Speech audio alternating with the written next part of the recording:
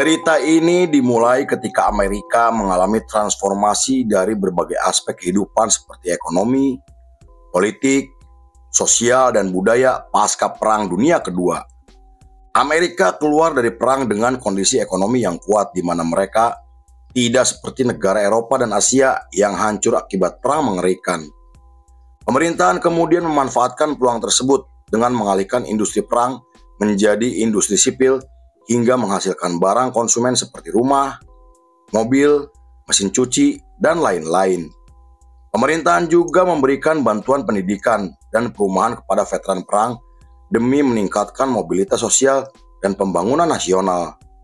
Saat itu Amerika dan Uni Soviet dianggap sebagai negara adik kuasa karena menjadi negara pemenang dalam perang dan karena perbedaan ideologi, kedua negara tersebut akhirnya terlibat konflik perang dingin. Amerika yang merupakan negara kapitalis berusaha membendung pengaruh komunis dan memberikan bantuan ekonomi ke Eropa Barat untuk mencegah pengaruh komunis dari Uni Soviet. That we could maintain our physical safety. Past weeks have meant recalling the horror to defend American-held territories. Di sisi lain, para veteran perang Amerika mulai jenuh dengan kehidupan yang dianggap membosankan yang kemudian membentuk komunitas dan klub motor untuk mencari kegiatan, kesenangan, juga pengalaman baru. Selain nongkrong dan berkendara bersama setiap akhir pekan, mereka juga selalu menghadiri acara balapan motor yang diadakan oleh American Motorcycle Club Association atau AMA. Outlaw MC dianggap sebagai klub motor tertua di dunia yang didirikan oleh John Davis pada tahun 1935. Mereka kemudian menjadi semakin dikenal dan menginspirasi bikers lainnya setelah muncul dalam buku jurnalistik yang dirilis oleh Denny Leon. Buku tersebut menampilkan foto langka, perjalanan klub, dan gaya hidup anggota Outlaw MC. Konon Denny sampai menyamar menjadi anggota klub selama 4 tahun demi bisa menyelesaikan buku tersebut. Pada tahun 1947, Asosiasi Motor Amerika menyelenggarakan balap motor rally yang dihadiri oleh 4.000 bikers dari seluruh penjuru Amerika. Acara tersebut adalah acara tahunan untuk merayakan Hari Kemerdekaan Amerika yang digelar di kota kecil California Utara. Namun acara tersebut berubah menjadi kerusuhan besar yang dipicu akibat kelalaian panitia dan kurangnya petugas keamanan. Selain mabuk dan merusak fasilitas umum, ratusan bikers juga melakukan aksi vandalisme, membuat keributan, hingga menyerang warga lokal tanpa alasan yang jelas. Salah satu foto yang sangat terkenal dipublikasikan oleh majalah Amerika dengan menampilkan anggota klub sedang duduk di atas motor yang dikelilingi botol bir. The motorcyclist's paradise. Opening arms wrapped round the pilots. No one else. Look out! Right in that one, you fall onto something soft. This is a feat that calls for lots of skill and. Kemudian media menggambarkan peristiwa tersebut sebagai kekacauan terbesar yang pernah dilakukan oleh kelompok bikers. Meski tidak menimbulkan korban jiwa, namun masyarakat mengatakan jika acara tersebut adalah tragedi mengerikan yang kemudian diliput oleh media nasional hingga dijadikan film yang membuat insiden tersebut menjadi semakin terkenal. Asosiasi Motor Amerika sampai mengatakan jika 99% pengendara motor Amerika adalah warga yang taat hukum, sedangkan 1% lainnya adalah kelompok bikers yang hidup liar, menolak hukum, norma, dan menentang aturan sosial. Pernyataan tersebut kemudian melahirkan istilah 1% yang diadopsi oleh bikers seperti Outlaw MC dan Hell Angel sebagai identitas. Menurut beberapa jurnal dan artikel, istilah 1% digunakan sebagai identitas para bikers yang menolak otoritas dan memilih hidup di luar aturan. Mereka juga menolak nilai dominan masyarakat dan menganggap aturan sebagai pembatas untuk kebebasan pribadi. Mereka memilih hidup di jalanan untuk terbebas dari kewajiban sosial hingga menjadikan 1% sebagai simbol perlawanan juga kebebasan. Simbol tersebut biasanya terlihat di patch atau emblem dengan bentuk berlian dan tulisan 1% yang dijahit di jaket Levi's atau rompi kulit mereka.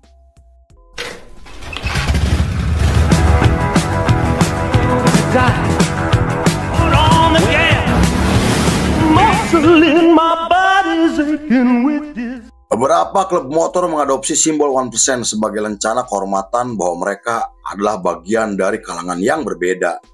Mereka tidak tunduk pada aturan yang berlaku di Amerika dan memilih hidup dengan aturannya sendiri. Mereka juga selalu terlibat perbedaan pendapat dengan Asosiasi Motor Amerika yang menurut mereka tidak penting dan tidak berguna.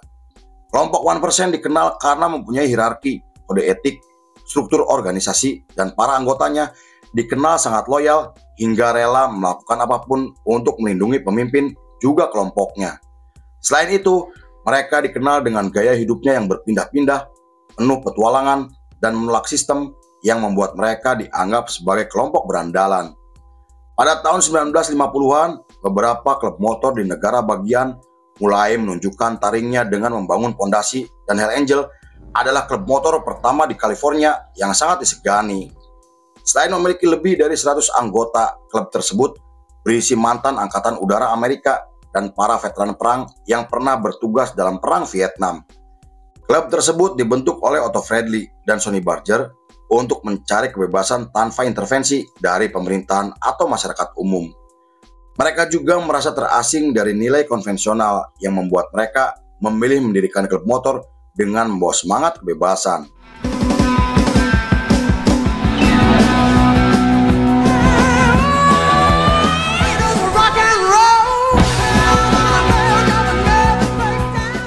Sejak nama Hell Angel dikenal di dunia otomotif, muncul klub motor di beberapa kota dan negara bagian. Selain mengadopsi struktur organisasi Hell Angel, klub-klub tersebut juga membangun ideologi dan reputasi masing-masing dengan melakukan tindakan mengerikan.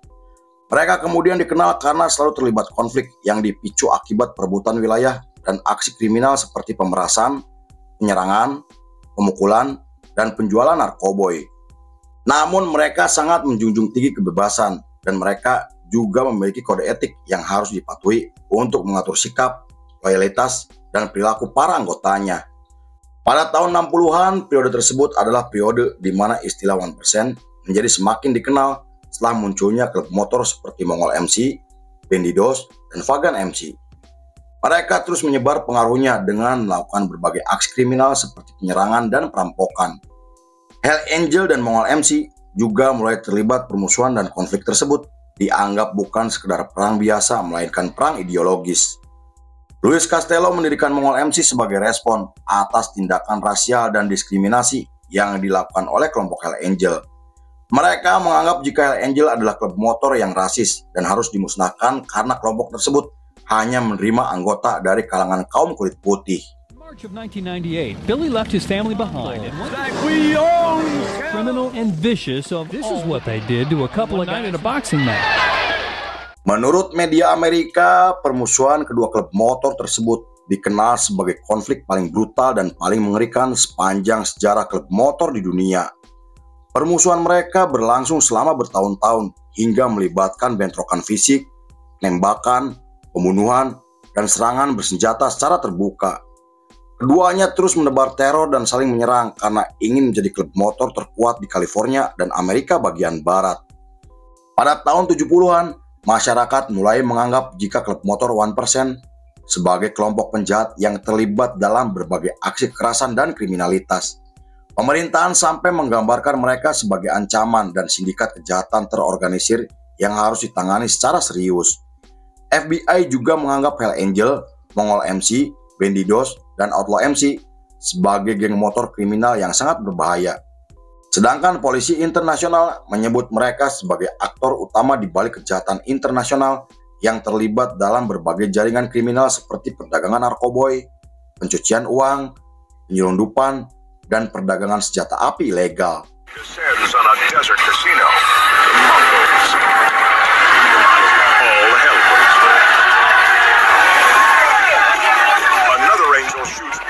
Meski begitu, beberapa orang memandang mereka adalah kelompok yang lahir dari kegagalan sistem sosial dan kebijakan pemerintahan yang selalu menindas.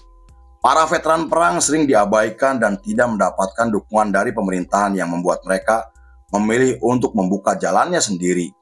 Selain itu, subkultur punk, skinhead, dan metal sangat mengagumi gaya hidup para bikers yang bebas, tanpa aturan, dan anti-otoritas. Terlepas dari stigma buruk yang mereka dapatkan, namun sebagian bikers selalu melakukan aksi sosial seperti membantu warga lokal, menyumbangkan uang ke panti asuhan, dan menyelenggarakan amal. Tetapi tindakan tersebut dianggap sebagai pencitraan untuk mengembalikan nama baik mereka yang telah tercoreng di mata masyarakat. Pemerintahan juga terus menekan pengaruh mereka dengan menggelar operasi dan menangkap para bikers yang terlibat masalah hukum.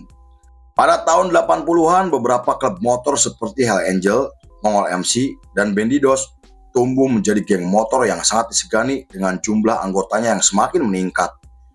Periode tersebut digambarkan sebagai era yang penting untuk perkembangan klub motor 1% dalam memperluas pengaruhnya dan meningkatnya tindakan kriminalitas.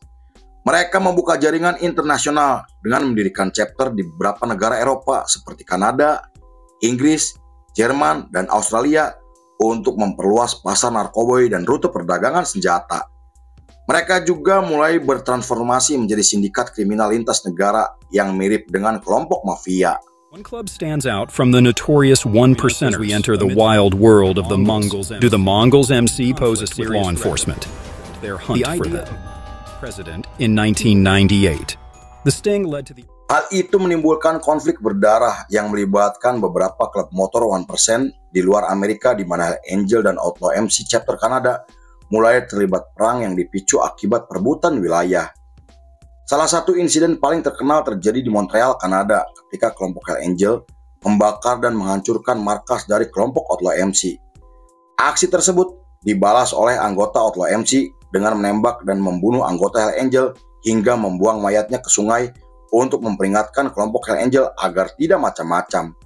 Media kemudian menggambarkan peristiwa yang terjadi sebagai perang paling mengerikan di Kanada, dan perang tersebut bukan sekedar konflik antara klub motor, melainkan perebutan wilayah kekuasaan pasar ilegal. Pemerintahan kemudian membuat program untuk menghentikan aktivitas dan aksi kriminal yang dilakukan oleh kedua kelompok tersebut. Selain membentuk unit khusus anti-geng, FBI juga menugaskan beberapa agennya untuk menyamar sebagai anggota demi membongkar jaringan bisnis mereka. Bahkan pengadilan federal Amerika mengesahkan undang-undang baru untuk menghukum para anggota geng secara kolektif. They blazed up at their center, the notorious Hells Angels all gang in the Philly area. Di sisi lain, ketenaran 1% mulai menginspirasi sutradara film untuk merilis film yang berkaitan dengan klub motor, kekerasan, ideologi, gaya hidup yang liar, dan konflik antar klub motor. Film dokumenter berjudul Hell Angel Forever bisa dibilang sebagai salah satu film dokumenter klasik yang sangat ikonik karena film tersebut menampilkan wawancara dengan para anggota, termasuk Sonny Barger sang pendiri. Selain itu, beberapa sutradara juga mulai membuat film fiksi yang terinspirasi dari gaya hidup klub motor 1%. Pada tahun 90-an, pengaruh 1% akhirnya masuk ke beberapa negara di Eropa Barat termasuk Belanda, dan selain Hell Angel, muncul klub motor lokal bernama Satudara MC yang memiliki pengaruh besar di negara tersebut. Meski tidak sebrutal Mongol MC dan Hell Angel, Satudara mengusung gaya dan filosofi 1% dalam loyalitas, persaudaraan, dan identitas. Beberapa jurnal yang dirilis oleh media Belanda, Satudara MC dianggap sebagai simbol perlawanan minoritas di Eropa yang menggunakan jalan bikers untuk mengekspresikan kekuatan, kebanggaan, dan kemandirian. Banyak film dokumenter dan media internasional sampai membahas sepak terjang dan perjalanan mereka karena sifatnya yang tertutup, militan, dan sangat loyal.